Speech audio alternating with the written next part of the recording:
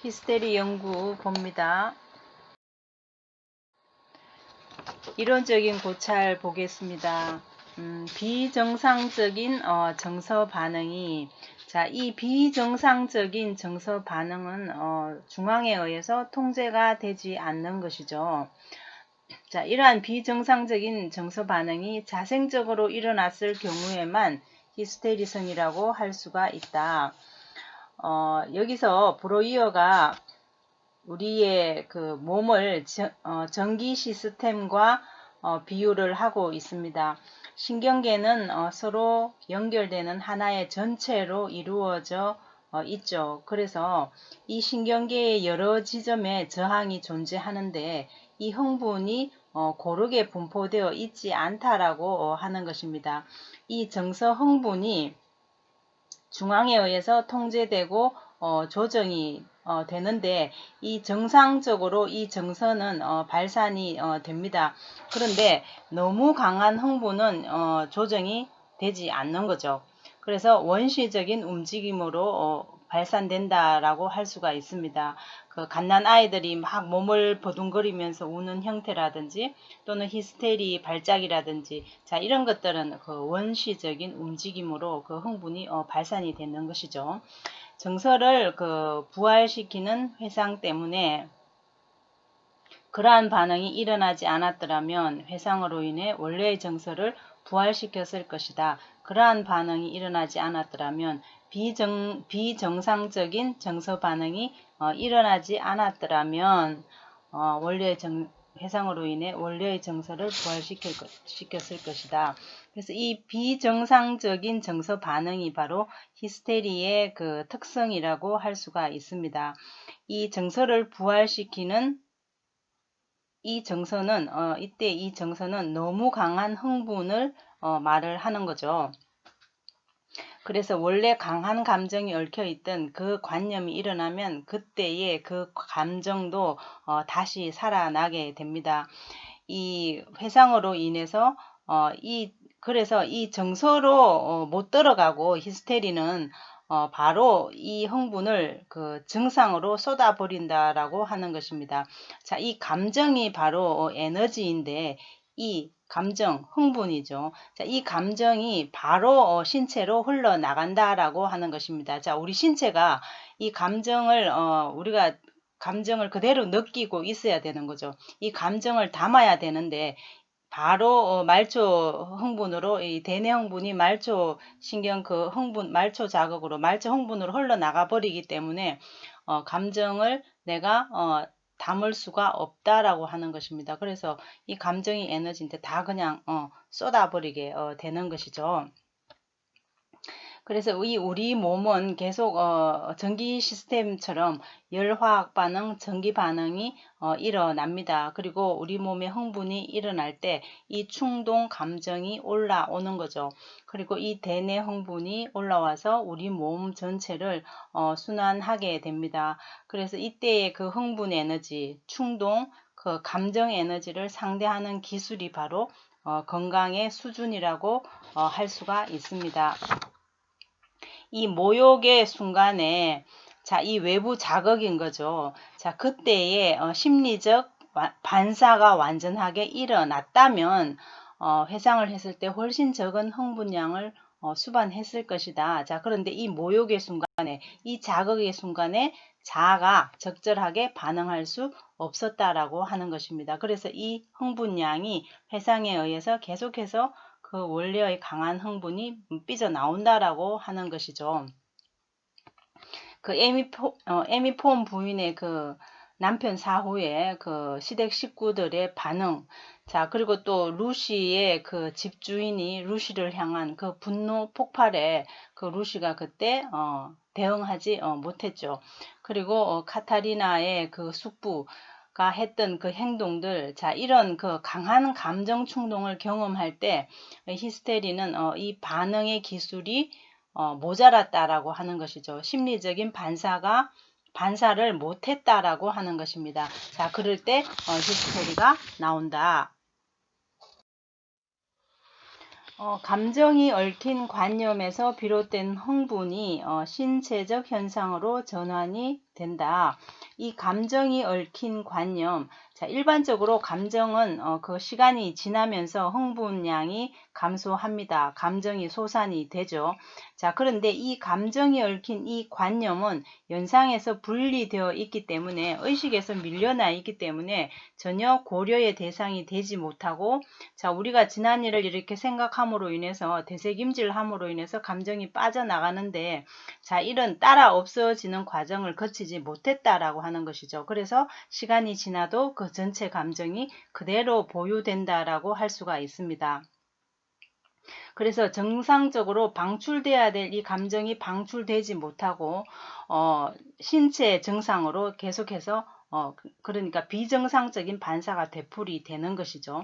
자, 그렇게 되면 감정이 그렇게 신체로 흘러나가기 때문에 그 감정이 얽혀 있던 이 관념은 더 이상 여기서는 아무런 감정도 떠오르지 않고 순전히 겉으로 드러나는 것은 심리적 뿌리가 없는 신체적인 현상만 보일 뿐이다 라고 하는 것이죠.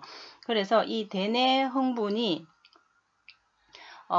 말초신경 흥분으로 전환이 되면 이 대뇌 흥분이 감소가 되는 것이죠. 이 심리적인 반사가 중간에 일어나야 된다라고 하는 것입니다. 그래서 마치 이 코 점막이 자극이 되면 재채기가 일어나는 것처럼 이 모욕을 당하면 외부 자극을 당하면 내가 거기에 맞게 그 순간에 정서적인 그 반응을 했어야 되는데, 그러면 그 정서가 소산이 되는데, 그렇지 않을 때는 그 긴장과 흥분감이 생기고, 이 흥분이 방출되지 못했으므로 다른 활동도 억압하면서 이 흥분이 뇌 전체로 퍼진다라고 하는 것입니다. 그래서 히스테리성 전환은 바로 흥분의 전환이다 라고 말을 할 수가 있는 것이죠. 이 괴테는 창의적인 예술 활동으로 이러한 흥분을 분출해 내고서야 비로소 어떤 경험을 다루었다고 느끼고는 했다.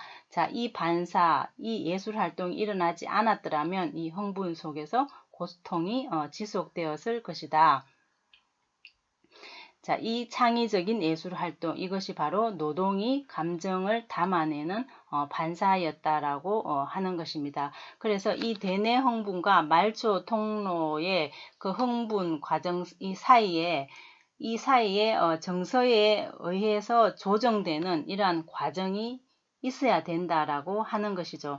그래서 대뇌 흥분에서 말초 통로의 흥분으로 바로 이렇게 건너가 버린다라고 하는 것입니다. 그래서 자극이 오면 바로 신체가 긴장을 하는 거죠. 모욕을 당하면 바로 근육 강직이 일어난다라고 하는 것입니다.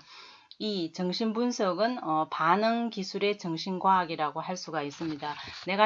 나의 그 심리적인 반응, 그 행동적인 반응을 길러야 되는 것이죠. 이 심리적인 반사를 할 수 있느냐, 이 반사가 일어나지 않으면 대뇌 흥분이 증가한다. 그래서 이 반사 능력이 없어서 그 순간 내가 신체가 긴장을 하고 마비가 되는 것이죠. 그 순간 얼어붙는 것이죠. 반사를 할 수 있으면 어려움을 겪지 않는다. 그래서 이 대뇌 흥분을 우리가 처리를 해야 된다. 심리적인 반사를 해야 된다. 정서적인 유연성을 길러야 된다. 이 말인 거죠. 자, 외부 자극에 우리가 긴장을 하면 그 순간 최면으로 들어갑니다. 그리고 이 내 안에서 차오르는 긴장을 가지고, 자, 이것이 에너지죠. 자, 이것을 가지고 심리적으로 반사를 해야 되죠. 자, 이 심리적인 반사, 이 반응 기술을 펼치는 것이 바로 정신분석의 해결 방법이라고 할 수가 있습니다. 이 엘리자베스는 아버지와의 감정에서 갈등 감정이 깊었겠죠. 도덕적으로는 간호를 해야 된다라고 하는 이 간호 의식이 있었지만, 그러나 무의식에서는 바로 이 간호 활동에 대한 거부관념도 있었습니다. 이 간호하는 마음과 또 싫다는 마음이 함께 있었다라고 하는 것이죠. 그런데 여기에서 의무를 선택합니다. 이 욕망과 금기 사이에서 의무를 선택하죠. 그러니 나가 떨어집니다. 갈등 자료가 많다. 자, 내가 지금 갈등을 하고 있다. 이것은 심리적인 반사가 못 나갔다라고 하는 것입니다. 그래서 이 엘리자베트의 그 대퇴부 마비는 이렇게 심리적인 반사가 못 나가고 신체 반사로 나간 것이라고 할 수가 있는 것이죠. 여기 사례가 나옵니다. 자, 12살 소년이 수면 중 공포에 질리는 발작을 했다. 그리고 아버지가 매우 신경증적이었다. 그리고 여기 이제 음식 먹기가 힘들고 먹으면 토하고 자 이런 거식증 증세가 나타납니다. 학교에서 돌아오던 중에 화장실에서 어떤 남자가 성기를 소년의 입에다가 집어넣으려고 했다. 자 이런 일이 있었죠. 자 그 순간부터 아프기 시작했다. 그런데 이 일을 고백하자마자 완전히 회복되었다. 자 거식증이라고 하는 그 증상이 생기게 하기 위해서 삼킬 때의 괴로움과 토하기 그리고 원래 생내적인 그 신경증적인 특질과 그 다음에 공포 그 다음에 준비가 되어 있지 않은데 침입해 들어간 성 그리고 또 혐오관념 자 이런 것들이 증상을 형성하기 위해 여러 가지가 중복 결정이 돼야 된다 이런 얘기죠. 자, 그 병이 계속된 것은 침묵 때문이었다. 바로 이 침묵이 흥분이 흘러나가는 것을 막았던 것이다. 자, 여기 17살 소녀가 있습니다. 어둠 속에서 고양이가 어깨에 달려들었을 때 처음으로 히스테리 발작을 했다. 고양이가 달려들었을 때 히스테리 발작을 했기 때문에 이 고양이가 달라들은 게 바로 그 원인이다 라고 이렇게 말을 하죠. 자, 그런데 그렇지 않다라고 하는 것입니다. 이 고양이가 어깨에 달려들은 것은 바로 부차적인 순간이라고 할 수가 있죠. 자, 최근에 여러 번 난폭한 일을 당했는데 그 일로 인해서 성적으로 흥분한 상태에 있었다라고 하는 겁니다. 그래서 이 어떤 젊은이가 어두운 청계에서 그녀를 습격했고 자, 이러한 난폭한 일을 당해서 성적으로 흥분되어 있는 이 상황에서 고양이가 달라들었다라고 하는 것이죠. 그래서 실제적인 외상의 순간은 바로 이 젊은이가 그녀를 습격하게 된 이 상황인데 그 이후에 고양이가 달라들었을 때 이제 발작을 했으니까 고양이는 그것을 발현시킨 하나의 촉발 요인이라고 할 수가 있습니다. 부차적인 순간이죠. 자, 그런데 그러한 경우에 고양이를 실제 외상이라고 여기는 수가 많다. 자, 5월 5일에 댐이 무너지면 우리는 5월 5일에 무너졌다라고 말을 하죠. 5월 5일에 무너진 게 아니죠. 이미 수년 전부터 실검이 가 있었고 그 실검이 계속 벌어져서 물의 하중을 못 이기게 되자 그때 5월 5일 날 무너진 것이죠. 근데 5월 5일 무너진 게 아니라는 거죠. 자, 이것은 중복 결정이 되어 있고 그렇게 되기까지 심리적인 작업, 자, 정교화 과정, 잠복기라고 하는 기간을 거친 뒤에 전환이 일어나게 된다. 그래서 증상은 압축되어 있다라고 말을 합니다. 어떤 현상이 나타났을 때, 증상이 나타났을 때, 또 어떤 사고가 나타났을 때, 내 앞에 벌어지는 많은 현상들은 이미 오래전부터 그것이 계속 축적되어 오고 있었다라고 하는 것입니다. 전환이 쉽게 이루어지게 하고, 자, 전환된 관념이 따라 수정되는 것을 막죠. 자, 이것이 바로 자기 체면 경향 때문에 그렇다. 자, 이 자기 체면 경향이 심리적인 분열을 증대시키고 히스테리 현상의 생성에 중요한 역할을 한다라고 말할 수가 있습니다.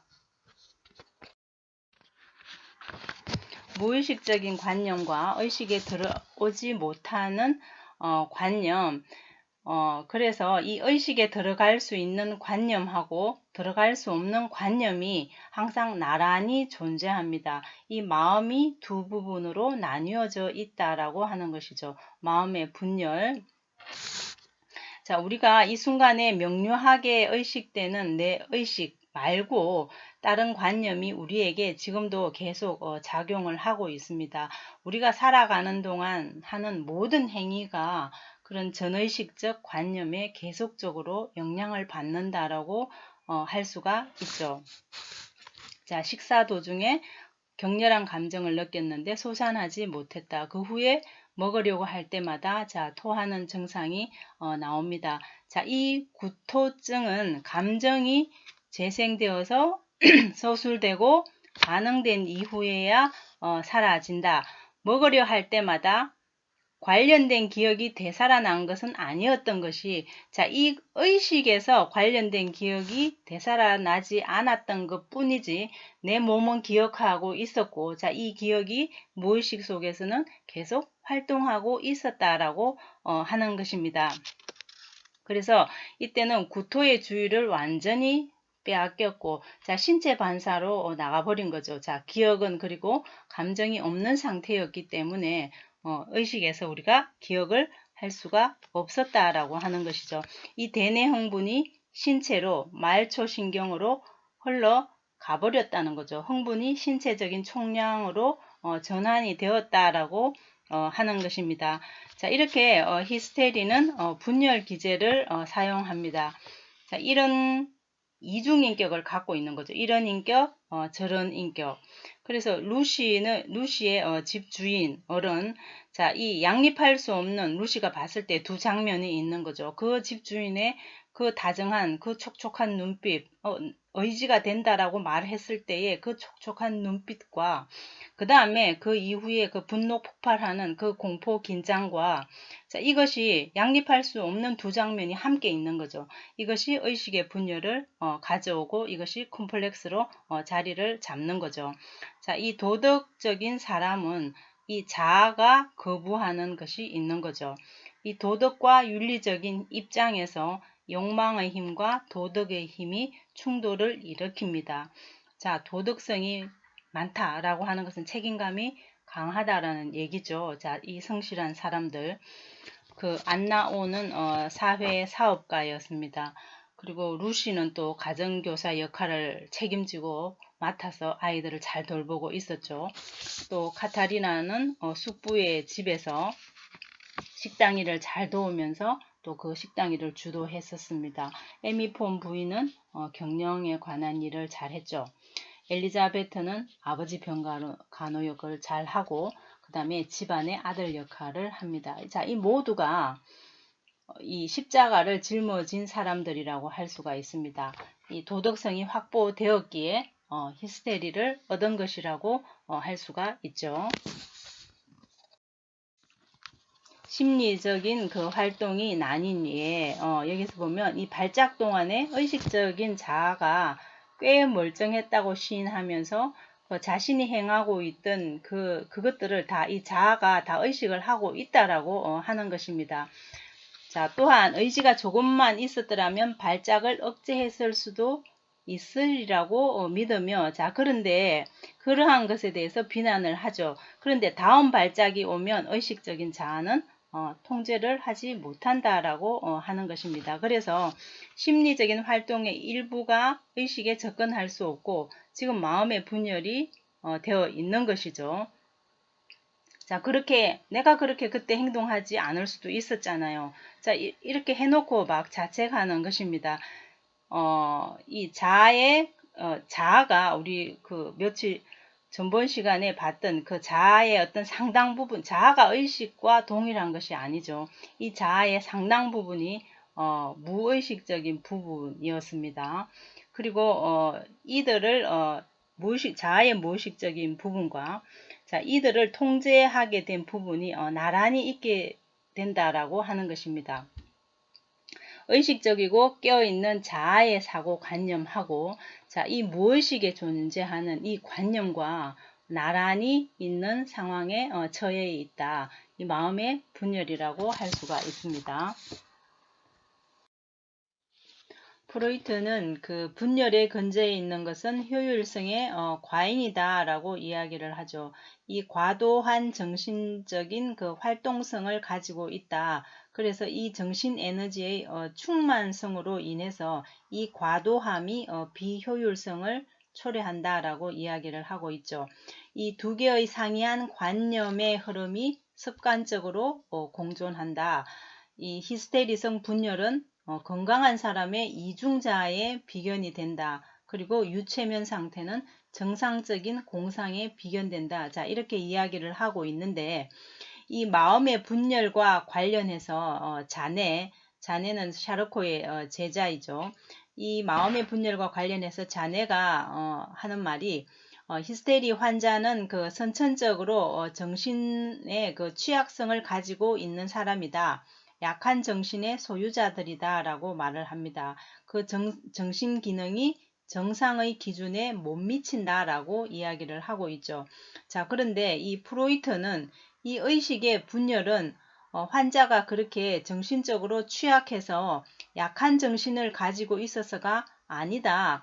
이 히스테리 환자들은 정신활동이 나뉘어져 있다. 그래서 두 개의 상이한 관념이 동시에 공존하고 있다. 그리고 그 일부만이 그 의식적 사고의 지배를 받고 있기 때문에 그 선천적인 그 정신적 취약점을 히스테리의 소질로 간주할 수가 없다라고 자네하고는 지금 반대로 이야기를 하고 있죠. 이 모든 관찰자는 그 환자의 영향을 받게 되어 있습니다. 이 자네는 그 병원이나 요양기관에서 환자를 받았고 프로이트의 환자는 그 귀족 여성이었죠. 교육을 받은 여성들이었습니다. 그래서 이 여성들은 아주 명철한 지성과 그 다음에 훌륭한 인격과 그 높은 비판력을 소유한 여성들이었죠.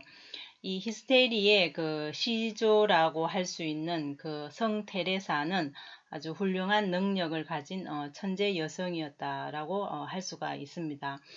이 안나오 역시 이 몽상 세계와 현실 세계가 함께 공존을 했었죠. 그래서 이 의식에 들어갈 수 없는 이 관념이 그때 그 유체면 상태에서 일어나면 수정이 되지 않고 기억 상실이 그 병리를 결정한다라고 말을 하고 있었죠. 자, 우리가 어떤 실수를 하고 그 실수 때문에 막 고민을 하고 있으면 그 순간 우리는 유체면 상태에 들어간 것이죠. 유체면에 걸린 것입니다. 자, 우리 정신에는 그 대뇌 흥분의 그 전기 에너지가 계속해서 흐릅니다. 자, 그런데 이 대뇌 흥분의 이 전기 에너지가 이 말초신경계하고 직접적으로 연결이 안 되도록 중간에서 그 중간에 건강한 행동이라든가 또 언어 활동이라든가 이런 것들로 도와주면 그 대뇌 흥분의 에너지, 자, 이 잉여 에너지 이가 그 신체 속으로 침투해 들어가는 것을 막을 수가 있는 것이죠. 자, 그런데 행동과 또는 그 언어 활동, 자, 이런 것만으로는 그 대뇌 흥분의 에너지를 우리가 다 처리할 수가 없습니다. 어느 정도는 신체를 때리게 되어 있습니다. 그래서 그 신체적인 그 증상을 너무 병리적으로만 볼 것도 아닙니다. 마음의 분열은 히스테리의 완성이다. 환자 마음의 그 일부는 영구적으로 유체면 상태에 있다. 그리고 그 깨어있는 사고에 빈틈이 생길 때면 그 발작이나 창란 시에 조금이라도 빈틈이 생길 때면 언제든지 그 유체면 상태가 개인 전체를 지배할 준비가 되어 있다.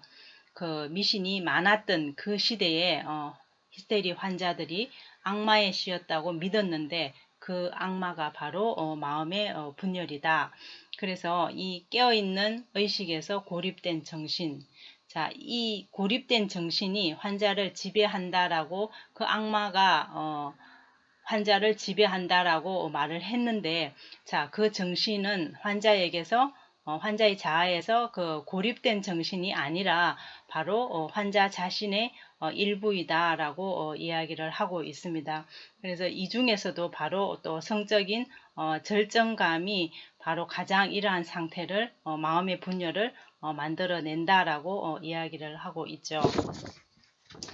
오늘 강의는 여기서 마치도록 하겠습니다. 수고하셨습니다.